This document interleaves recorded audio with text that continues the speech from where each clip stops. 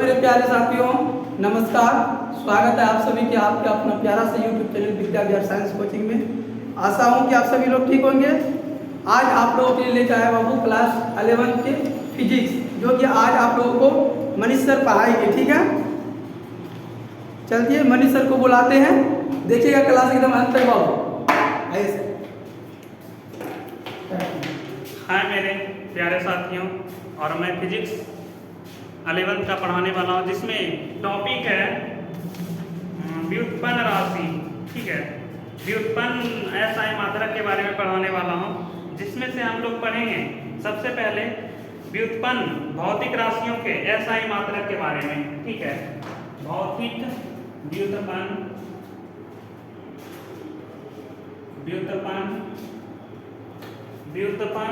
SI मात्रक के बारे में। ठीक है, इसमें सबसे पहले हम पढ़ने वाले हैं, सबसे पहले वेग के बारे में पढ़ने वाले हैं। ठीक है, वेग के बराबर होता है विस्थापन और बटे समय। ठीक है, विस्थापन बटे समय। विस्थापन, हालांकि हम लोग विस्थापन को डिस्टेंस से सूचित करते हैं, यानी इसको बोलते हैं दूरी। ठीक है, विस्थापन जो है दूरी है, जिसको हम दूरी को मीटर में मापते हैं। ठीक है, और समय को हर वक्त यानी सेकंड से मापते हैं। ठीक है, तो वेग का कुल मिला के एसआई जो मात्रक हो जाएगा वो मीटर प्रति सेकंड हो जाएगा। ठीक है, यानी वेग बराबर होता है विस्थापन बटे समय, और विस्थापन को मीटर में मापते हैं, समय को सेकंड में मापते हैं, जो कि इसका एसआई मात्रक हो जाएगा मीटर प्रति सेकंड। ठीक है, वेग का एसआई मात्रक हम लिखेंगे यहाँ पे स्टार में। वेग का एसआई मात्रक बराबर मीटर प्रति सेकंड। इसको हिंदी में हम लिख सकते हैं मीटर प्रति सेकंड। ठीक है, मीटर प्रति सेकंड, या इसी को हम लिख सकते हैं मीटर सेकंड इनवर्स। ठीक है, या ऐसे ऑप्शन रहेगा या तो ऐसे, दोनों ऑप्शन रहेगा तो किसी को हम टिक लगा सकते हैं। ठीक है, दूसरा है इसमें त्वरण। ठीक है, दूसरा आता है त्वरण, और त्वरण बराबर फॉर्मूला होता है वेग में परिवर्तन। ठीक है, वेग में परिवर्तन बटे समयांतराल, यानी हम बोल सकते हैं वेग में परिवर्तन बटे समयांतराल, यानी हम बोल सकते हैं समय। ठीक है, समय में जो अंतर होता है। ठीक है, अब वेग में परिवर्तन, तो वेग में अभी तुरंत हम पढ़े हैं कि वेग का जो होता है मात्रक क्या होता है, मीटर प्रति सेकेंड होता है। तो हम लिखेंगे मीटर प्रति सेकेंड, और समय को अभी तुरंत हम बताए हैं क्या, सेकेंड से सूचित करते हैं, यानी एस से। तो ये कुल मिला के हो जाएगा मीटर प्रति सेकेंड पर स्क्वायर। ठीक है, त्वरण का ऐसा मात्रक मीटर प्रति सेकेंड स्क्वायर। हम यहाँ पे स्टार भी लिख देते हैं। ठीक है, हम यहाँ पे स्टार में लिख देते हैं त्वरण का एसआई मात्रक, त्वरण का एसआई मात्रक बराबर मीटर प्रति सेकेंड स्क्वायर, या इसी को हम लिख सकते हैं मीटर पर सेकेंड इनवर्स। ठीक है, मीटर पर सेकेंड इनवर्स। ठीक है, तो ये भी इस तरह का ऑप्शन रहेगा या तो इस तरह का ऑप्शन रहेगा। ठीक है, जैसे ऑप्शन रहेगा ऑप्शन के अनुसार टिक करना है। ठीक है, इसमें तीसरा आता है, तीसरा नंबर आता है बल। ठीक है, अब बल के बारे में पढ़ने वाले हैं। बल, ठीक है, बल के बराबर क्या होता है, बल का फॉर्मूला होता है द्रव्यमान गुना, ठीक है, बल का जो फॉर्मूला होता है द्रव्यमान गुना त्वरण। ठीक है, द्रव्यमान गुना त्वरण, बल का फॉर्मूला होता है द्रव्यमान गुना त्वरण। ठीक है, द्रव्यमान को हम सूचित करते हैं किससे, m से।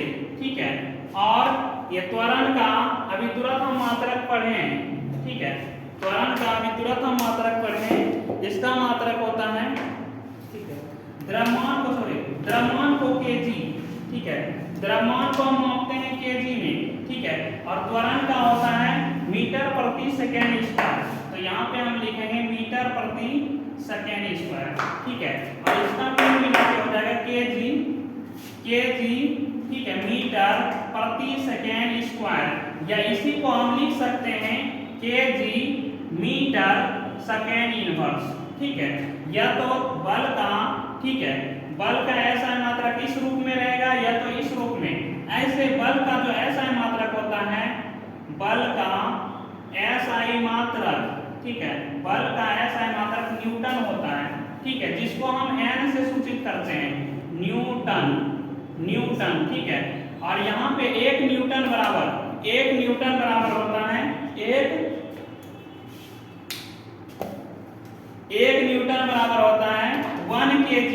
ठीक है, सबसे इंपॉर्टेंट बात यह है कि 1 न्यूटन बराबर 1 kg मीटर सेकेंड इनवर्स।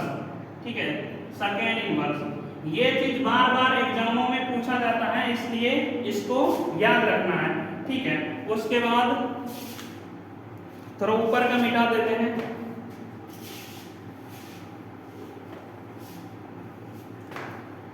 उतारने के लिए भी कुछ समय दीजिए। हाँ, उतारने के लिए।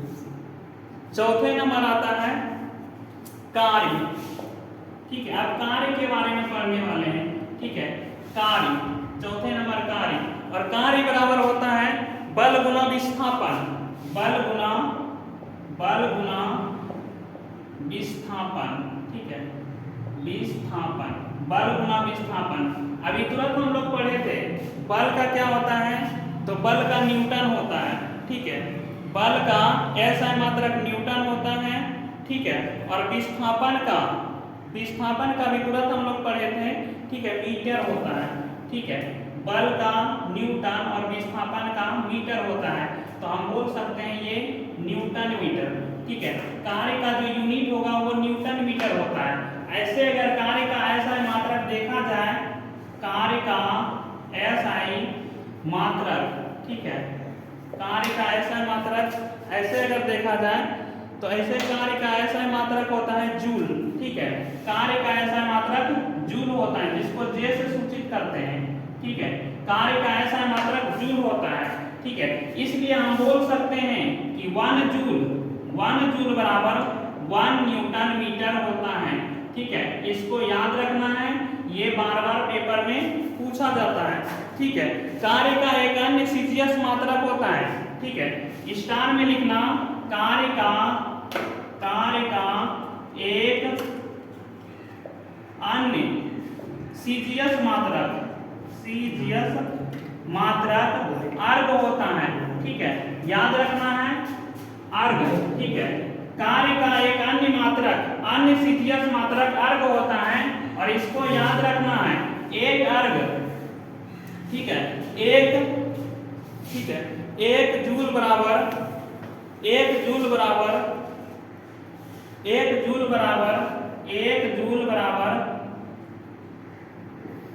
10⁻⁷ अर्ग के बराबर होता है। 1 जूल बराबर 10⁻⁷ के बराबर होता है, या इसी को हम बोलते हैं 1 न्यूटन मीटर बराबर 10⁻⁷ अर्ग। ठीक है, ये दोनों का दोनों अति महत्वपूर्ण है, या तो पेपर में ये पूछा जाता है या तो पेपर में ये पूछा जाता है, ऐसे दोनों को याद रखना है।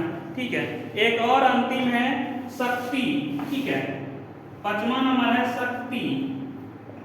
शक्ति का फॉर्मूला होता है शक्ति बराबर कार्य बटे समय। ठीक है, कार्य बटे समय। ठीक है, अभी तुरंत हम लोग पढ़ें, कार्य का SI मात्रक क्या होता है, जूल होता है। कार्य का SI, ठीक है, कार्य का SI मात्रक जूल होता है, जो कि अभी तुरंत हम बताए थे, कार्य का SI मात्रक जूल होता है। ठीक है, और समय का SI मात्रक सेकेंड से सूचित करते हैं। ठीक है, और इसको कुल मिला के ऐसे लिखते हैं, जूल प्रति सेकेंड। ठीक है, अब इसका हम बोल सकते हैं कि ऐसा, हालांकि इसका एक SI मात्रक होता है शक्ति का SI मात्रक। ठीक है, शक्ति का SI मात्रक वाट होता है, वाट, जिसको हम किससे सूचित करते हैं, W से। ठीक है, हाँ बच्चों, तो इसको हम W से सूचित करते हैं।